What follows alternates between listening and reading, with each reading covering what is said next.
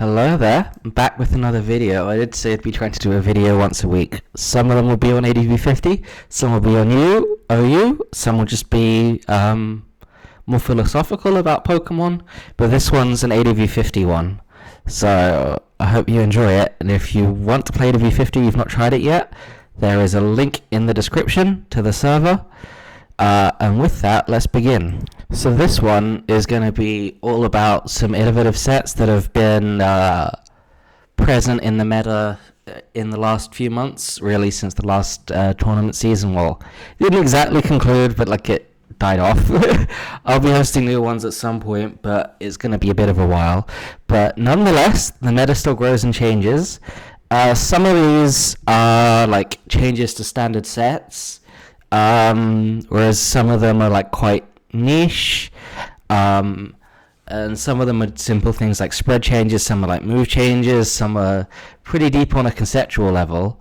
So with that, let's get into it. It's hard to know which one to begin with because we've got 6 sets here. I guess we'll go alphabetically, so we'll start with Aggron.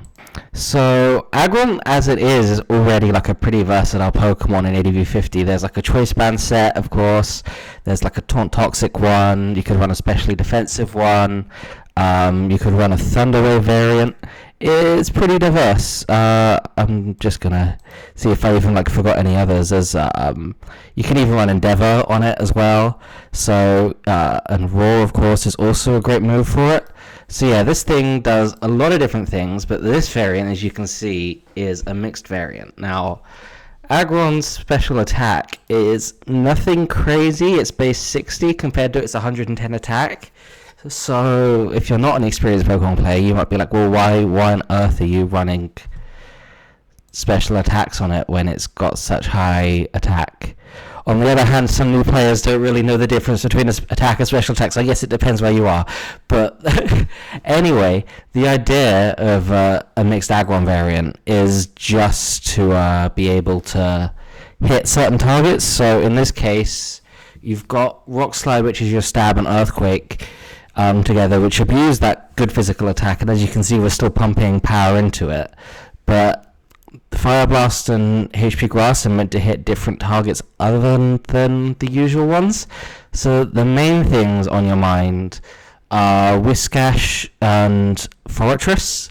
I think to anyone who's played the tier, it's to no surprise that you'd want to be using fire moves in all sorts of random places. So like a few other places, you can run HP Fire or Fire Blast. Aggron can be a Fortress lure with his variant. It's not the only variant that does stuff against Fortress, though. So you could run a Taunt Toxic set as well, which would suit maybe a slower paced team than this one. And luring Whiscash as well. This is the only variant that really does that. Although again, hitting Whiscash with Toxic, pretty good if your team can stall it out for a bit, keep forcing it in. So you might be wondering what kind of damage does this thing actually do, because its special attack isn't that high. And the answer is it's not incredible. Let me fix the dimensions. Okay, so that looks a little bit better. There we go.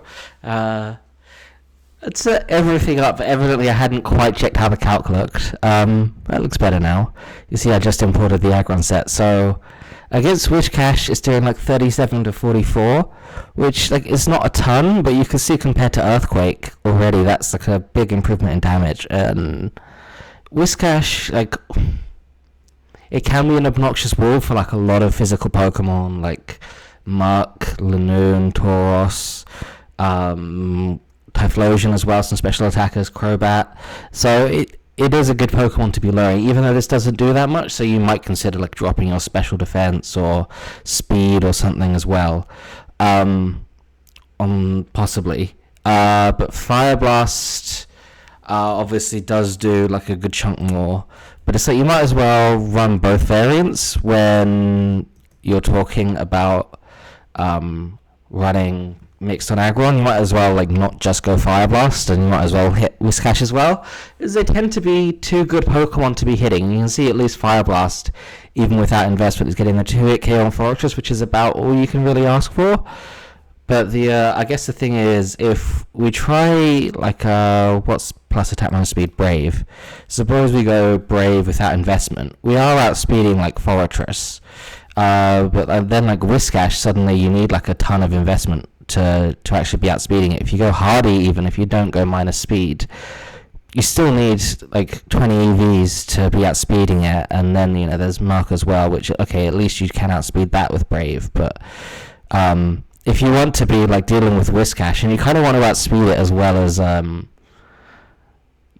being able to hit it, so that's a good reason for you to just be going minus special attack and just eating the fact that it's still not going to hit Whiskash that hard.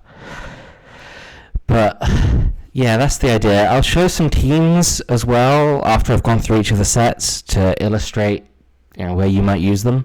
There's quite a few. I've included like all the sample teams and all the teams that are going to be added to the samples as well that use these sets. So yeah, there's quite a bit to come that way, and I'll also show a couple of replays, not with every single set, but yeah, to give some examples. Yeah, so that's mixed aggron. One of those things is like, well, you could do it, and with time I found that it is actually something you sometimes want to do. Luring Fortress is always good. Luring Whiskash is always good. It kind of sucks that you have to drop your special attack for it, but it is kind of, it is what it is. Next up alphabetically, though, is Glalie. So, HP Fire Glalie has been a set for a while. It's not really like a huge surprise. It's like, oh, you love Fortress with your Spiker, how ingenious. It is actually like probably like the best Fortress lure, although I think I certainly respect it enough to not really even bring Fortress into Glalie. And you can still like explode into Fori as well to deny spin on some teams in some situations. But what this set does is avoiding the 2-hit KO from Bulky Muck, which is like a very common lead on stall teams that don't have anything better to be doing. So let's head to the calc and illustrate that. So as we can see here, Sludge Bomb just about failing to 2-hit KO. Fire Blast as well, just about failing to 2-hit KO. The EVs are mixed. This was based on the Poker Studio tool, which is used to optimize EVs. I'll just pull that up.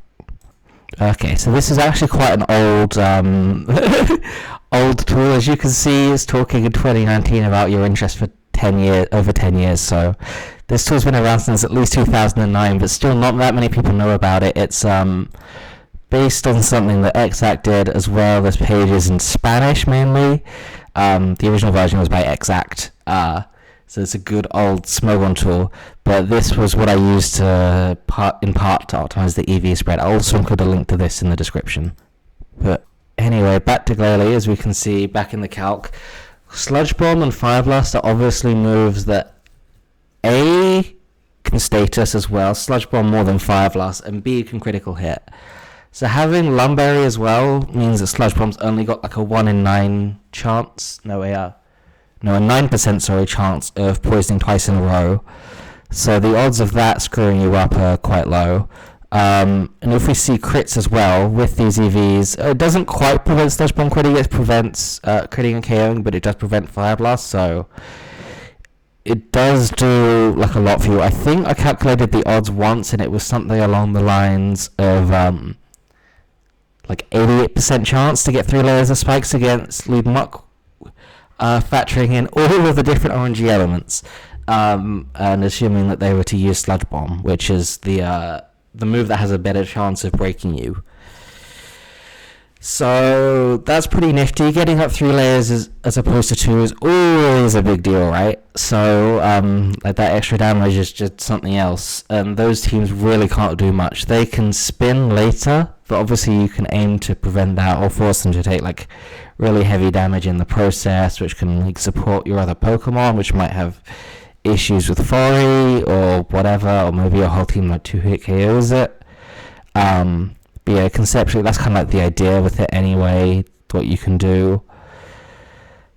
So yeah, that's what the Glalie about. Also, one thing you'll note with the Ice Stab, I've gone Ice Beam here. Icy Wind is also worth considering. The reason for that, Hidden Power Fire, although it doesn't show it here, which is kind of crappy, but generally HP Fire means like a 30 speed IV, 30 special attack, 30 attack. So because of that, it won't outspeed other Glalie. So opposing Glalie can taunt you. In which case you might want to Icy Wind just so that you can like guaranteed spikes after the taunt. But obviously Ice Beam hits harder, so yeah, it's an option there. It's like person and team dependent as well.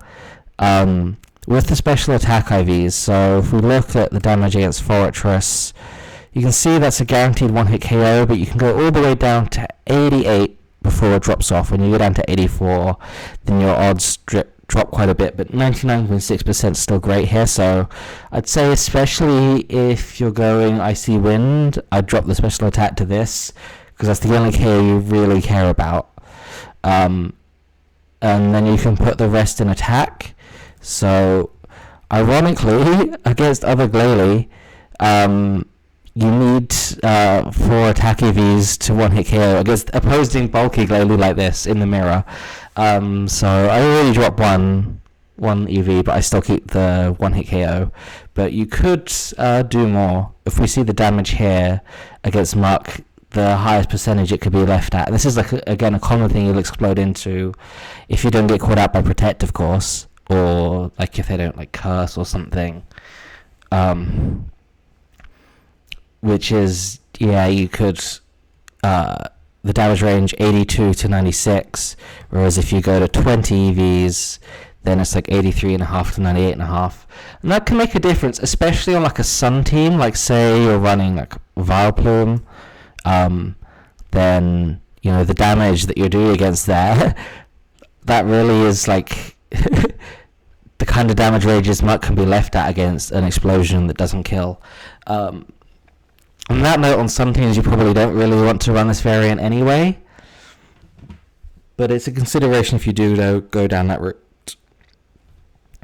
So that's Glalie. What's next? Lanoon. So this is another case of an alternate variant. We will get down to a couple of standards after this, but for Lanoon, with the Belly Drum variants, usually you run Extreme Speed, Hidden Power Ground, and Shadow Ball. Extreme Speed is priority, so it's very difficult to deal with. But an alternative is to go Belly Drum with Flail, and a Salak Berry, because with the Salak Berry you still outspeed everything, except for priority moves, which aren't too common. They're mostly seen on other Lanoon, amusingly. And with Flail, if you can get that down to 1 HP, then that's 200 base power, so you really don't even care that much about resists, and so Shadow Ball hits your immunities. You could even go like HP Steel if you really wanted, and I'm not sure if that really does meaningful damage against anything though, compared to Shadow Ball and 200 base power Flail, so like Shadow Ball's a good shout.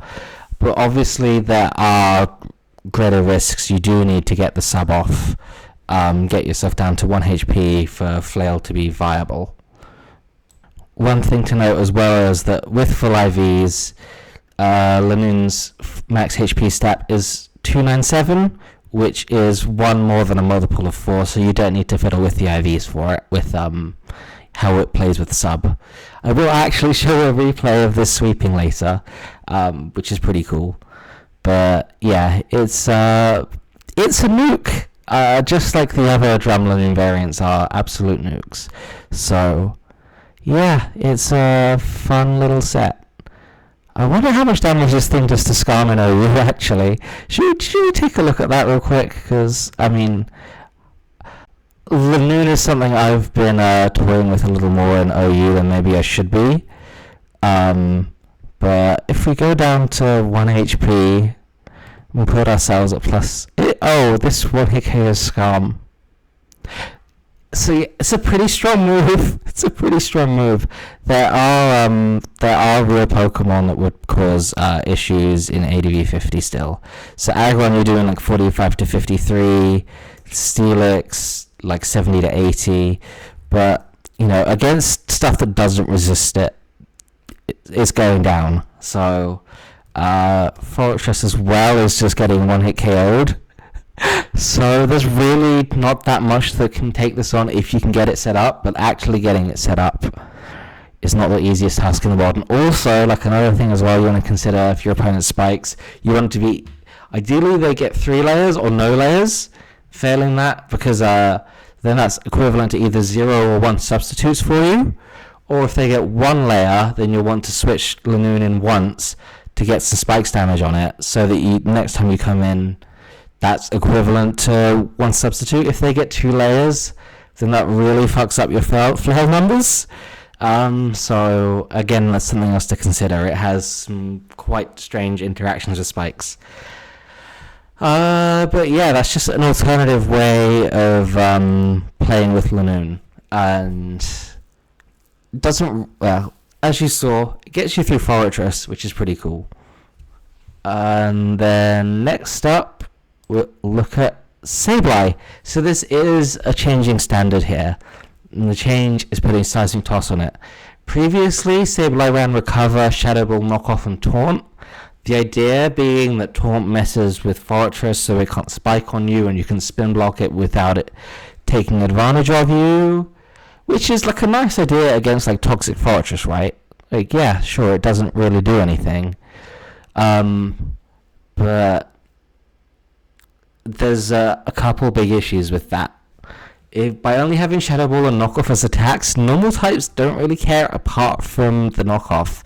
So Pokemon like Lanoon, which we were just talking about, Tauros as well, you can't actually damage them really. You can disrupt them with Knockoff, but often they don't care. Like Drum Lanoon doesn't care if it's knocked off. It's set up a Belly Drum, it's all good. Tauros as well doesn't care that much if it's knocked off. Maybe Choice Band does a bit, but the Lum or Leftovers variants isn't that bothered. What you can do instead though is like actually hit them with Seismic Toss. That does like something meaningful to them. And just in general as well, it gives it good damage output against like Ghost Resists, which admittedly is not that much beyond normal types, but there's also Fortress. So you do like 28% Defori. It's not incredible damage, but it's enough to put pressure, and it's a handy move that makes Sableye able to do stuff beyond knocking off and like actually do damage to some of the Pokemon it checks. So this has really become like a new standard. One other thing as well, Zap Cannon Fortress, I've talked about it in OU. In ADV 50, the reasons you use Zap Cannon are different. Like you kind of like specifically want it on Power Spam, but otherwise Toxic's usually better. But it does get around Taunt as well. So like that being present in the meta is like another reason that like Taunt's kind of fallen off a bit. You could run like Taunt over Knockoff if you wanted. Shadow Ball is kind of required to check like Kadabra, Misdreavus, Chimecho, all the Pokemon you want Sableye checking. Well, all of the special attackers you want Sableye checking. Seismic Toss is more for the physical ones. So that's the thinking really, is hit the Pokemon it's actually checking. So yeah, now for something a bit stranger, which is HP Fire Shedinja, which sounds batty, right? You're like, why would you run HP Fire on Shedinja? Its special attack is 30. I repeat, its special attack base is 30. But like Shedinja is such a weird Pokemon, right? You really Toxic and Protect just so you can force endgames where the opponent can't hit Shedinja. It's like, okay, they can't just PP store you and force you to struggle. If you can just like slowly whittle everything away with like Toxic and Protect. You could also go like Swords Dance, but Toxic's pretty good as well because it doesn't like, it still works when you haven't quite forced that endgame. So like, say for example, you've got Spikes off, you've got Spikes on the opponent's side and Blastoise is in. And Blastoise usually doesn't run anything that hits Shedinja. So you can come in and then they're like, okay, what can I do? They'll like switch out to something that threatens Shedinja, say. Toxic hits some of that stuff. Maybe not all of it, like some Steel types and Poison types can definitely come in, like Muk and Fortress. But at least you hit some of them. But the other two slots then are like kind of free to play with. Like you could run Thief is quite a cool move, but it does give up your Lumberry. You do want like a move to actually hit some things though, like Shadow Ball is its strongest stab, so part of why I've gone for it. It also hits Ghosts and Psychic types super effectively, which is quite nice. Notably Mistravus, which should injure rules if it runs the Subcon Mine variant, which is common outside of Rain teams and Sun teams. They might run Thief or HP Fire, but like most other times you see Mistravus, it'll run Subcon Mine and Psychic and Thunderbolt, or maybe in rare cases HP Ice and Thunderbolt, which should injure rules, right? So Shadow Ball is like a decently strong stab, but like HP Fire, what the hell is HP Fire doing here? Well, like obviously it's for Fortress. So the big thing with Shedinja, right, its number one enemy in this tier is spikes. So if Shedinja itself is spike speed, then you have a problem. Every time it comes in then, it's giving your opponent the free opportunity to just go and set spikes upon you. Now, HP Fire off of its poultry attack stat is still not like 2-hit KOing Fortress, but the more you can do, the better. You know, the more, if you can hurt it, then at least it can't come in at like, I don't know, like 60% or 30% or whatever. Should we have a look at the damage this thing does? Because it's not impressive, but it is it's something. It does 35 to 42. Not well beating, but that at least gives you something to play with, right? You know, off of 2 hits, you're talking 70 to 82, average about like 77, and then if you take in leftovers, it's like 63 becomes like the cutoff range, and Fori can't actually switch into you using HP Fire. That's above 50, that's pretty good. So yeah, although I guess like Blastoise plus like Fortress is not like a super common combination, talking about the hypothetical, although ironically Shedinja teams use that combination, as you'll see later. But yeah, that's the idea. The IV spread as well is something I want to talk about specifically, because if you might have noticed, if you look closely, we'll go back to it now, but the IV spread is unusual. With Hidden Power Fire, normally when you run it, it drops attack, special attack, and speed. But there's an alternate IV spread where you drop defense instead of attack, which is what we do here. But these EVs let us do let us do some quite special things, because there's also some really weird jumps. So if we drop the special attack by 1, we see it suddenly becomes a 50% chance to 3-hit KO Fortress instead of 82%, 83%, right? It does an extra 1.1% on average, so that extra EV is important to play with. On the physical side, the damage this does against Mistravus, if we go 30 IVs, suddenly not a guaranteed 1-hit KO. Now it's guaranteed. This 1-hit KO like isn't like the most important thing. It's more about getting that 2-hit KO on that 3-hit KO on Fortress, and your physical attack's actually doing something. So yeah, that's the idea with it. The speed as well, by the way, I've not gone max speed. You could run max speed if you wanted. It's not a big deal. You could even run max speed and special attack, but it's nice having some EVs to play with to go into attack, so it's not completely like dead against teams that are actually kind of easy to hit with Shadow Ball. Because remember, Ghost is only resisted by, well, Normal's an immunity, Dark resists, Steel resists. That's it. Not much.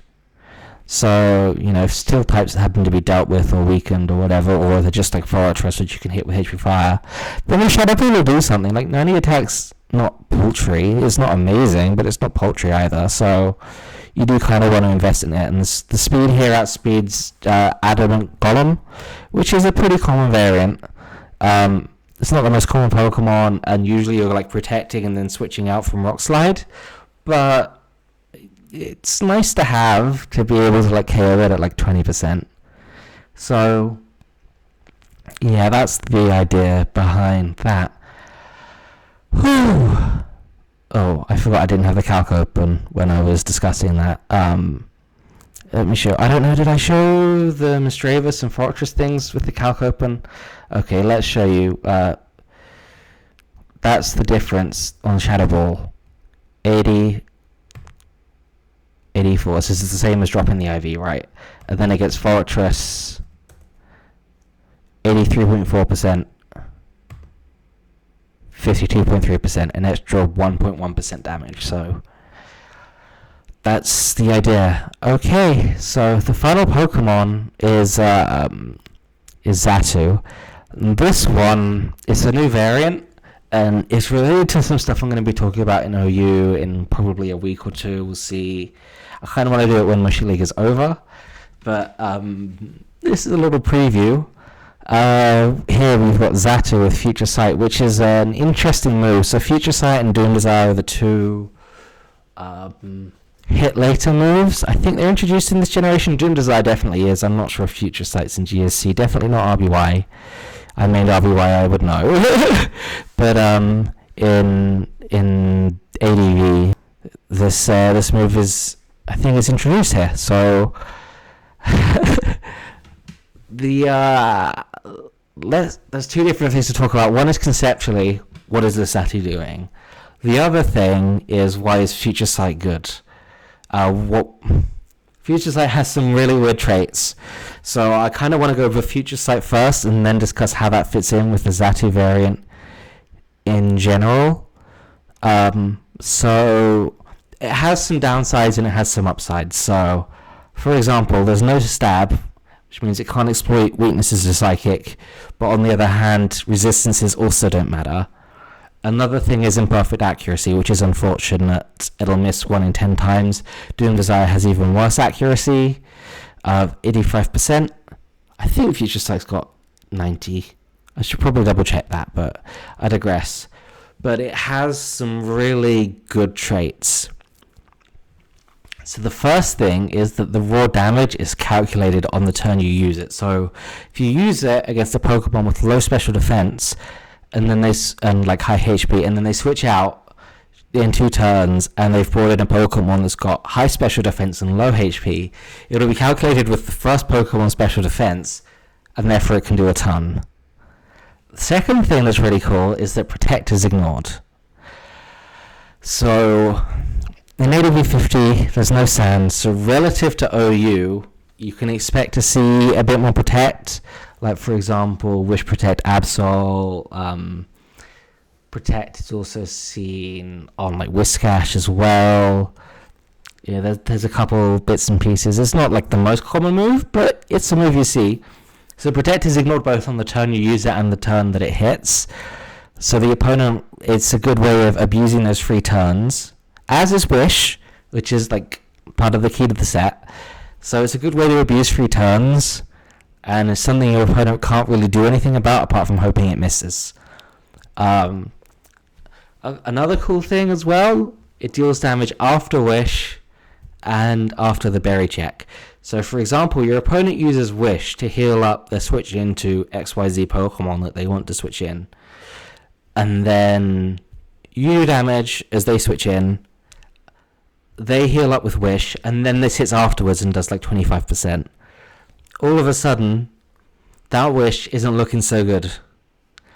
Another thing as well, like a small thing to mention, it does hit Shedinja, which isn't like the reason you should run it, but it's a good thing to know. And another thing as well is that it lets you deny substitutes in a lot of situations. This is something I've found useful with Doom Desire, Jirachi, and OU.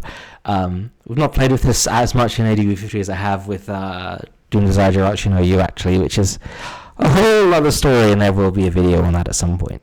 But yeah, one nice thing is, like, yeah, you use this like a Future Sight, and then 2 turns later you're using an attack with, like, I don't know, like your Taurus or something against some substitute user.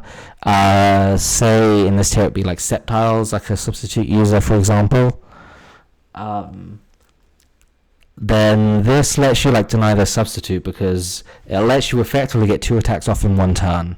So even if you attack them, they substitute again, and then the damage, then the Future Sight will hit and break their substitute after.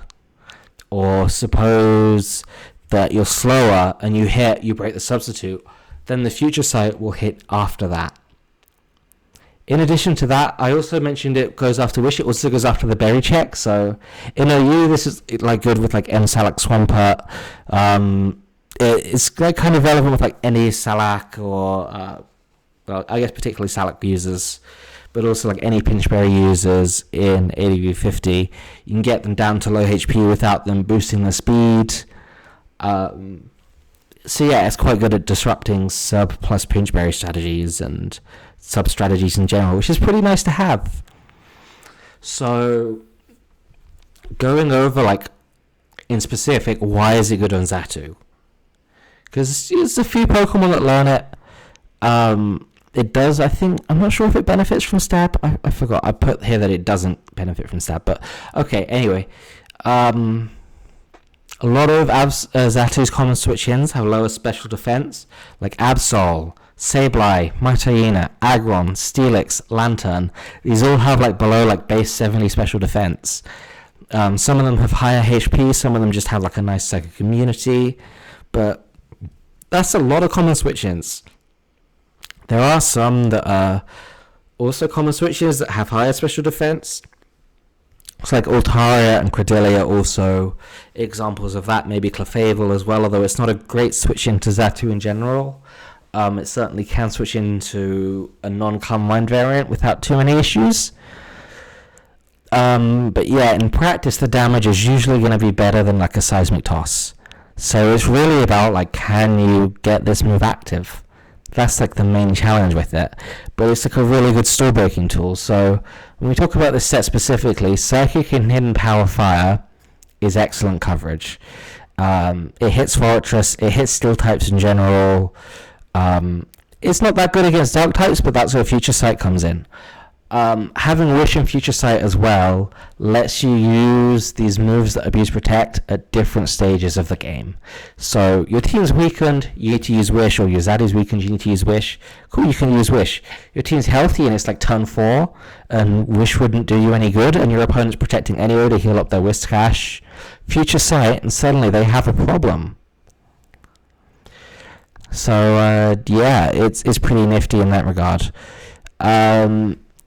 In terms of like the specifics of this set, we went for like maximum special attack because Future Sight, as strong as it is not crazily strong. So going for maximum special attack to abuse Future Sight to the max is pretty good. And the speed tier, it outspeeds base 80s, notably includes things like Glalie, Nidoqueen, Sandslash. Yeah, you could go for like a bulky variant, maybe even with Future Sight. Bulky Xatu in general is pretty good for checking, again, things like Sandslash and Nidoqueen. Xatu stats are pretty good all around, so it can definitely go whichever way you feel like pushing it. Talking about like how much damage this thing does as well, though. A couple statistics. So typically it'll be doing like more than 100 against these Pokemon with low special defense. So let's open up the calc. Let's bring up Xatu. And let's look at the damage. So against like Absol, which runs a lot of special defense, is doing like 76 to 90. Let's look at like Whiscash. Here it's doing over 100. What about Lantern? Lantern, it's doing like 70 to 80 because that runs quite a bit of Spadef. Aggron is doing like 120 to 140. That's a lot of damage. Steelix as well. That's doing, like 100 to 120. So it gives you a sense of the kind of like raw damage that it does. But then if you consider as well like the base HP stats, like a Seismic Toss does 25% or more to any Pokemon with like less than base 100 HP when it's got it maxed out. So here's the list of all the Pokemon ADV 50 with more than 100 base HP. Wailord, which is way over. Lantern, which is a bit over. Whiscash, Muck, Azumarill, and Azumarill doesn't run HP investment basically ever. So in practice, that's 4 Pokemon. The average base HP in ADV 50 is about 74. So yeah, you can typically expect it to be doing like 25% or more to pretty much anything. And if you get it off against like a particularly juicy target like here against Steelix or Yeah, anything with like particularly low special defense. You see, this is like an invested. It's got some investment in special defense, not like a ton, but it's got a bit. It's doing pretty significant damage to like anything, and this can like support something like a Taurus. So say you've got like a mixed Taurus, and you're doing damage to like a fortress. Say you're doing like 100 to this fortress. Suddenly this 61 becomes like 161. That is 45% as opposed to doing 17%. Like it's an extra 28% on your fortress, say. Maybe more, maybe less. It all depends. But in general, and it's something to try out in practice. Now we'll have a replay illustrating this set as well. On the whole, this Zatu variant, this beastly little Zatu variant, is an incredible store-breaking tool. One that you can fit quite nicely on balance, provides utility, is quite fast, quite strong anyway. So yeah, now I want to run over a couple sample teams and replays. So first the sample team, this one's got like two of the different sets we were talking about. So there's a sub belly drum flail Lanoon and a mixed Aragorn as well. You can see lowering Fortress is quite nice for Hitmonlee and to Whiscash to not be spiked bait. Lowering Whiscash is great as well for like Hitmonlee here and for Muck. It's maybe less needed on this variant, but it's a thing you can do. It's a decision I made at the time. Maybe I hadn't looked at like how insane the flail damage is against Fortress, but it's nice here. This is it's a nice example. With this team as well, the Lanoon Hitmonlee pairing is interesting because the idea is that Lanoon is quite a nasty Stormbreaker, and Ensalak reversal Hitmonlee is disgusting against offense. So you've got these two Pokemon with like these very severe matchup swings, and then you've got 4 Pokemon that kind of glue the team together and support these. So that's a quick glance on that. We've got some Seismic Toss Sableye Stall. I mean, it's more like generically the Seismic Toss Sableye is what we run like any Sableye Stall, so we'll just like run through them quickly, take a glance, because it's not paired with any of the other new sets. So here's like a Mantine stall, here's a Golduck stall, these will all be featured. Here's a balanced team with Sableye. Yeah, it has good defensive properties, it's spin blocks, you can easily fit it with a couple of balance breakers, which is some people's style. I've also got, these are some quite cool teams that I'll be adding to the samples soon. One's a double knockoff stall with Sableye and Armaldo together, which is pretty disgusting. As you'll see, Muck has sticky hold, so there is at least one Pokemon that gives you counterplay to it. But and also a double ghost stall, which is maybe I need to do a video on this core of 5. But these 5 Pokemon, Muck, Fortress, Misdreavus, Lantern, Whiscash, handles basically the entire meta apart from offensive psychics and Kadabra and Misdreavus basically are like your big problems. So Sableye is one of many Pokemon that can handle that, and the utility here is even more spin blocking plus knockoff. But yeah, here's a team with the Icy Wind, HP Fire, Glalie, supporting like a more standard Lanoon variant, which likes Fortress being lured, likes spikes to help it break stuff. Also helps like Azumarill breaking stuff. It's also got Subpass. It's a cool team. It's one of the samples. Here's Bulky Glalie on a team paired with Sublighty Crobat and Mixed Tauros. So you've got a couple Pokemon here trying to lure Fortress for your Crobat, as well as to help Whiscash not be huge spikes bait. And then here is Shedinja Stall. It's just quite a cool team. I won't do like a full breakdown, but conceptually you can see I've got 2 spinners, because Shedinja really just hates spikes that much. You might as well run 2 spinners, so it's extremely hard to for the opponent to get spikes up, so you can make the most use of Shedinja, right? And then here's an alternative version of that first team, which you might remember having the Flail Lanoon and Endrev Hitmonlee. This variant is Choice Band Lanoon, which is great at being a pain for offense, and Bulk Up Hitmonlee, which is a great stall breaker. We've still got the Aggron as well, which is stall breaking, and we've got Zatu as well with the Future Sight variant here. And I need to find one more team. Okay, here it is. So this is one I made with PK Leach as well. Basically I put, at the very least, the Zatu was his idea. But yeah, here's a team where it fits on like a bulky balance and it just supports a mixed Tauros. Other than that, it's just spikes and your usual stuff. But yeah, it was his idea to run Future Sight on Zatu. It is quite like a nice meta pick because it exploits like the low special defense of common psychic answers. And yeah, pairing it with Tauros is kind of all you really need to stall break. It's very nice. I will be showing off a replay with this team now, so I've got two replays here. This was actually, let's switch sides. PK Leach is using the team here. I'm using a standard stall team, and he's using the Future Sight Zatu to I get an unfortunate Fire Blasters here, but this was our test to try and demonstrate how Future Sight Zatu can work.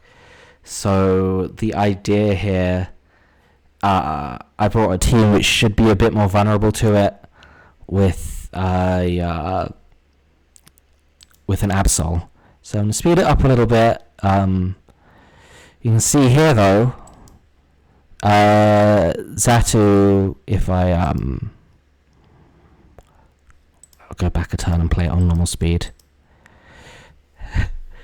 This is one turn where like my Whiscash has been Giga Drained by Muck, so I'm protecting to heal it up because I'll need it for later, and it's exploited by using Future Sight, and then he doubles Muck back in as Absol comes in, and I protect here because I want to soak the attack with Absol rather than with Whiscash, which would take even more damage from this Sludge Bomb that can just be done for free here.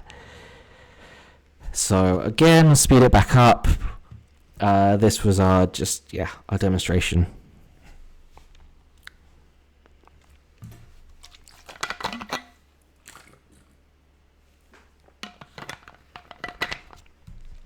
Alright, that's not a moment where Future Sight was used. You see the Absol wishing up though, getting back to full. But, oh look, Muck was in against Zatu, so it's a free turn to use Future Sight because, Psychic could just be blanked by Absol, right? So you might as well just like guarantee that you can get some damage in, because, you don't want to be Psychic into a Psychic immunity. Obviously, like, Muck could exploit that, but yeah, this is Pokemon. There's some element of prediction, but it's a really good way of using it. So, look. Here's a wish going off. Straws could be anything. You kind of want to typically scout to see whether it's banded or whether it's mixed or anything like that. I'm just going to play around both possibilities here, even though I know the team. We go Fortress, and look, it soaked the return. It healed up with Wish, and it still hit anyway because the Future Sight did 24. And I get the spin-off here. Oh, no, I go Spikes. I maybe should have got the spin-off, but, it's a tough turn. Fire Blast Tauros really, it's just good. It threatens a lot of stuff. And then, like, Whiscash here not being quite enough for this mixed Tauros because they got pressured earlier by Muck. So it's just like the team in general working. I'm going to speed it up because I think that's the last time that Future Sight gets used here. But I want to let the replay play out. So I'm just going to get some more so while this replay finishes, and then I'll put on a second one because I also want to demonstrate the Flail Lanoon.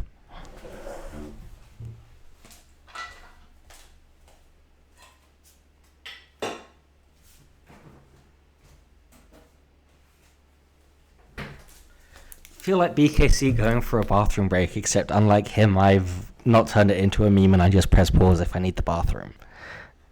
But right now I can't press pause because I'm just like leaving this playing. But it's not that long of a replay. But you can see here just in general the PK Leach's team was just like enough to put a huge amount of pressure on me.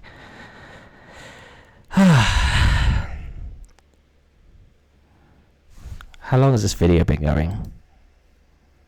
44 minutes, Jesus. Well, I know it's 6 sets, so it was bound to be a long video, isn't it? But yeah, still more to come.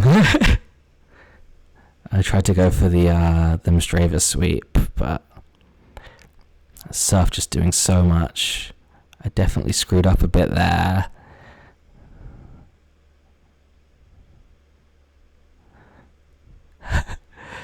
But yeah, that's game. I'm looking at this end game again. I maybe could have done better if I calm mind up twice, but maybe I substituted anticipating a switch and I wanted to get some damage in, but hey, it is what it is.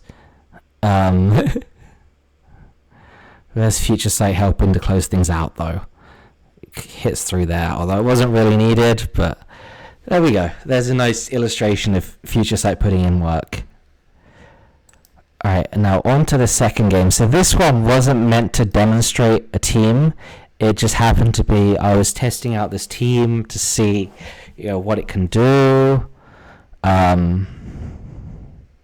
Maybe that would have been a good opportunity to Future Sight. Oh wait, no, this team doesn't run Future Sight. This is remember, I've got two versions of this team. This one is HP Fire, Calm Mind Xatu.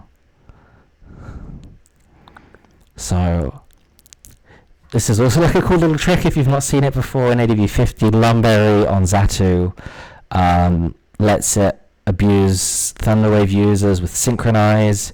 So they had like a 1 in 4 chance of that just failing. But in the end, they escape with just their Lantern switched out. I also find that my team is like a bit weak to Credilli, so since this game, I ended up putting Toxic on it, on the Whiscash. So I had a way to hit it. But yeah, Mixed Aggron gives me another switch into Fortress as well. I'm going to put this one on fast. Because again, I don't have like a ton to say. It was more me just trying to win with this team. But you can see I'm just like pressured. I don't have the spikes. So I'm just trying to do anything I can to this Fori to wear it down. He goes for Poison Point on my Focus Punch actually, which is quite nasty. And instead now he gets poisoned with Sludge Bomb, so something was getting poisoned there, wasn't it? But yeah, that's the idea. But you can see I'm just getting under a bit of pressure. My Whiscash is getting quite weakened. The Credilli is at like a bit lower now. Just going for Ice Beam against it, trying for crits and freezes because I don't have Toxic. And I don't have any way to switch into it, so he decides to switch it out. I just wanted to give up Whiscash without letting Credilli heal to full, so that the Lanoon wouldn't have an issue with it.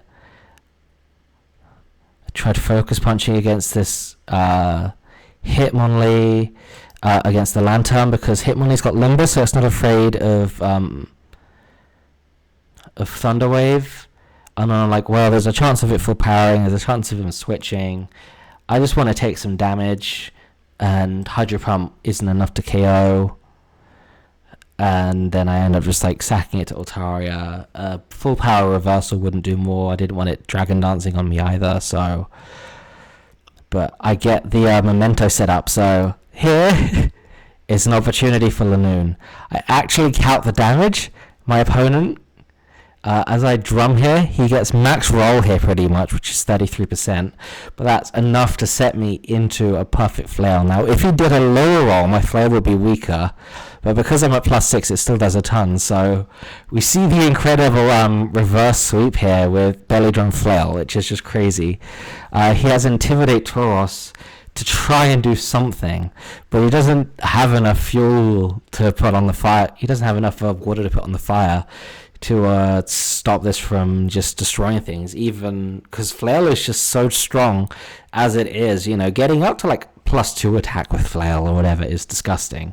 At +1 it was still doing 50 to the Credilli.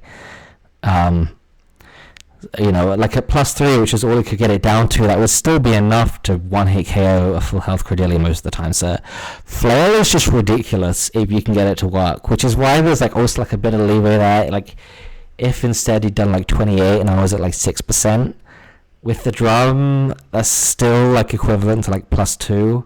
So that would have like maybe not quite been enough, but it would have been enough to do some damage and pray. But with it working out perfectly and beautifully, I was able to get the victory here as well. There was 2 layers of spikes, which was certainly not ideal. Again, like I said, you want either 3, 0, then 1, then 2. So it was like the worst layers, but it worked out due to the damage from momentum up, which obviously you don't want to just like let this thing set up. But also with like standard extreme speed Lanoon being a thing, it's generally better to hit it and like go for a crit. Like Fortress can survive at like 50, Credilli can survive at like 50 as well. You can like intimidate and stuff with Tauros, but then when Flail was revealed, then it's like, oh, oops, I guess I'm dead. So yeah, that's an example of like the upside of Flail instead of extreme speed. If I had extreme speed, this would have been harder to get through Credilli with like Intimidate Tauros backing it up. So that particular variant being here ended up winning me that game. So yeah, I hope you enjoyed watching this video. You can see this metagame is still evolving, sets are being tweaked, new standards are still occasionally being created.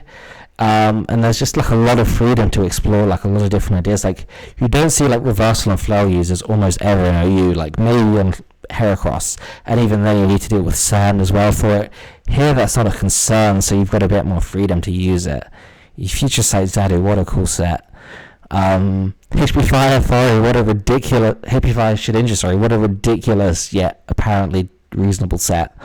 So yeah, it's been quite a long one, but I'm glad to do like a video every week and give you some insights into how the meta is developing, developments from stall to offense and everywhere in between in this one. So see you around. Come play ADV 50, like, subscribe, share it with your friends, and see you around.